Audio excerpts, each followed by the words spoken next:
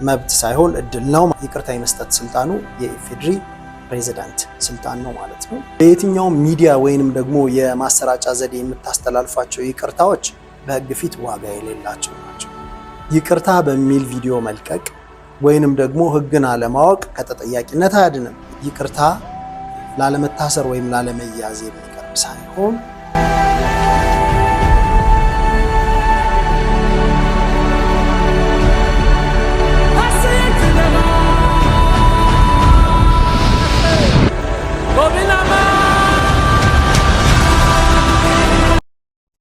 ወንጀል ከፈጸማችሁ በኋላ ይቅርታችሁ በህግ እንዴት ይታያል? ምን ውጤት አለው? ማን ነው ይቅርታ መጠየቅ የሚችለው? ሰላም ጤና ይስጥልኝ። ይህ አዋጅ ሚዲያ ነው። ነፃ የምክር አገልግሎት የሚሰጣችሁ ደግሞ ጠበቃ፣ የህግ አማካሪና የሰብአዊ መብት ተሟጋች መክት ካሳሁን ነኝ። እንግዲህ የይቅርታ ህግ በኢትዮጵያ እንዴት ይታያል የሚለውን እንመለከታለን። እንግዲህ በወንጀል ህግ ውስጥ ይቅርታ ማለት የቅጣት ፍርድ ሙሉ በሙሉ ወይም ደግሞ በከፊል ቀሪ እንዲሆን ወይም ቅጣቱ ቀለል ተደርጎ እንዲፈጸም ማድረግ ማለት ነው። ስለዚህ ይቅርታ ማለት መብት ሳይሆን እድል ነው ማለት ነው።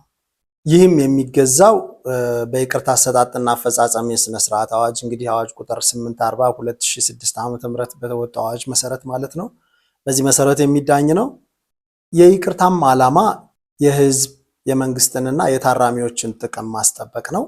የወንጀል ጥፋታቸውን ያመኑ እና በወንጀል ጥፋታቸው የተጸጸቱ የተቀጪዎችን እንዲታረሙ በማድረግ ወደ ማህበረሰቡ መቀላቀል ነው የይቅርታ ዓላማ። በዚህም እንግዲህ የጠቅላላውን የወንጀል ህግ ዓላማ የማስከበር ዓላማን ይዞ የወጣ የይቅርታ አዋጅ ነው። እንግዲህ በዚህ መሰረት የጠቅላላውን ህዝብ ሰላም፣ ደህንነት፣ ስርዓት እንዲሁም መብት ማስጠበቅ ወይም ጥቅም ማስጠበቅ ነው ማለት ነው። የይቅርታ አዋጁ እንግዲህ ተፈጻሚ የሚሆነው በፌዴራል ፍርድ ቤቶች፣ በወታደራዊ ፍርድ ቤቶች እንዲሁም በክልል ፍርድ ቤቶች የሚሰጡ የወንጀል ቅጣቶችን የሚጨምር ይሆናል። እንግዲህ የይቅርታ አይነቶች የምንላቸው ለተጣለው ቅጣት ሙሉ በሙሉ በይቅርታ ሊነሳ ይችላል፣ በከፊል ሊነሳ ይችላል፣ በቅድመ ሁኔታ ላይ በተመሰረተ ሁኔታ ሊነሳ ይችላል፣ ወይም ደግሞ ያለ ቅድመ ሁኔታ እንዲሁ የሚሰጥ ይቅርታ ይኖራል ማለት ነው። ሌላው ይቅርታ ለማግኘት የተጣለበት ፍርድ የመጨረሻ መሆን ይጠበቅበታል። ያ ማለት የይግባኝ እድሎቹን በሙሉ አሟጦ የተጠቀመ ወይም ደግሞ የመጨረሻ ውሳኔ ያገኙ ጉዳዮች መሆን ይጠበቅባቸዋል። እንግዲህ በአዋጁ መሰረት ወይም በመርህ ደረጃ ይቅርታ የመስጠት ስልጣኑ የኢፌዴሪ ፕሬዝዳንት ስልጣን ነው ማለት ነው። ለኢፌዴሪ ፕሬዝዳንት ደግሞ የቀረቡ የይቅርታ አቤቱታዎችን ተመልክቶ አደራጅቶና ውሳኔ ሰጥቶ የሚያቀርብላቸው የይቅርታ ቦርድ በአዋጁ መሰረት የተቋቋመ አለ። በዚህ መሰረት ወይም በዚህ አማካኝነት ይሆናል። የይቅርታ ቦርዱ እንግዲህ በአብዛኛው የሚደራጀው በፍትህ ሚኒስቴር ስር ነው። የፍትህ ሚኒስቴር ወይም ደግሞ የጠቅላይ አቃቢ ህግ የምንላቸው በእነሱ ስር ተደራጅቶ በእነሱ ሰብሳቢነት የሚደራጅ ይሆናል ማለት ነው። አንድ የፍርድ ተቀጪ ይቅርታ ሊጠይቅ የሚችለው በራሱ በጠበቃው በቤተሰቡ አማካኝነት ሊሆን ይችላል። አንዳንዴ ደግሞ የማረሚያ ቤቶች ወይም ደግሞ የታራሚዎች አስተዳደሮች የይቅርታ አቤቱታውን ለዚህ ቦርድ ሊያቀርቡ ይችላሉ ማለት ነው። ቦርዱ ባወጣው የይቅርታ አሰራር ስነስርዓት መመሪያ መሰረት እንግዲህ የተለያዩ ጉዳዮችን ከግምት ውስጥ አስገብተው የይቅርታ ውሳኔ እንደሚሰጡ ይጠበቃል። ከነዚህ መካከል እንግዲህ በዋነኝነት ሊጠቀሱ የሚችሉት የአመልካቹ አደገኛነት፣ የወንጀሉ ክብደት፣ በማረሚያ ቆይታ ወቅት ያሳያቸው ባህሪያቶች እነዚህ በማስረጃ የሚረጋገጡ ናቸው። እንዲሁም ከቀድሞ መስሪያ ቤቱ ከመኖሪያ አድራሻው ወይም ከማህበረሰብ የሚሰጡ እንደዚሁ ስለ ተቀጪው የሚሰጡ መልካም አስተያየቶች ከግምት ውስጥ የሚገቡ ይሆናል። እነዚህ የቀደመ ማስረጃዎች ወይም በተቀጪው ላይ የቀደመ ባህሪያት ላይ የሚመሰረቱ ሲሆን ወደፊት ሊያሳያቸው ይችላል ተብሎ በሚገመቱ ባህሪያቶችም እንደዚሁ የይቅርታ አሰጣጡ ወይም ደግሞ የይቅርታ ውሳኔው ሊመሰረት ይችላል ማለት ነው። ጥፋተኝነቱን አምኖ የመቀበሉ ነገር፣ መጸጸት፣ እንዲሁም የግል ተበዳይ ወይም ተጎጂ ቤተሰቦች ካሉ እነሱን መካስ ወይም ለመካስ የሚያሳየው ተነሳሽነትና ጥረት፣ እንዲሁም የአመልካቹ የጤንነት ሁኔታ፣ የቤተሰቡ የጤንነት ሁኔታ፣ የአመልካቹ የእድሜ ሁኔታ ከግምት ውስጥ የሚገቡ ጉዳዮች ይሆናሉ።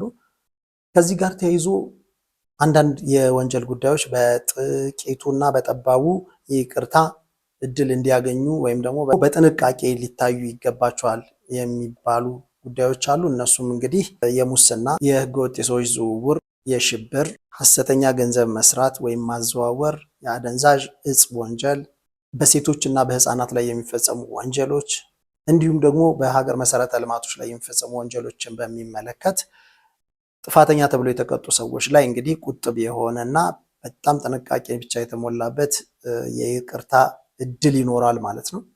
ያም ሆኖ ልብ ልትሉ የሚገባው በይቅርታ ቦርድ የሚሰጥ ይቅርታ በፍትሐብሔር የሚመነጩ ኃላፊነቶችን አያስቀርም። በአጠቃላይ ይቅርታ ማለት ወይም የይቅርታ ዓላማ አጥፊዎች ከጥፋታቸው ታርመውና ተጸጽተው ህግ አክባሪና መልካም ዜጋ ሆነው መኖር እንዲችሉ ለማድረግ የሚሰጥ እድል ነው። ይህንን ተገንዝቦ እንግዲህ ይቅርታ ጠያቂዎች ህብረተሰቡን በመካስ በህግ አክባሪነትና በመልካም ስነ ምግባር መመራት ይጠበቅባቸዋል ማለት ነው።